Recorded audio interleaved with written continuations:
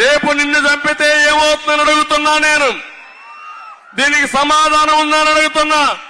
ఆ మనిషి తల ఏమైందో, సభ్య సమాజంలో ఉన్నా అనుకుంటున్నాడు లేదో, లేదా తనకు ఇంటర్నేషనల్గా కూడా ఒక పర్మిట్ ఇది ఇచ్చారేమో తెలియదు, లైసెన్స్, కిల్లర్ లైసెన్స్ ఇచ్చారో తెలియదు. కానీ నేను జగన్మోహన్ రెడ్డి గారిని నిన్ను చంపేస్తే ఏమవుతుంది అని అడుగుతున్నాడు నేను పబ్లిక్ మీటింగ్లో. సెనిలిటీ అనుకోవడానికి లేదు. ఎందుకంటే మొన్న ఆయన ఎక్కడో నిలబడి రాళ్ళు ఒక్కొక్కరు రాయి తీసుకొని కొట్టండి అనగానే సాయంత్రం విజయవాడలో ఓడోడో కొట్టాడు. వాళ్ళ మనిషి ఉన్ను ప్రేరేపించి పంపిస్తే కొట్టాడు జగన్మోహన్ రెడ్డి గారి రాయితో.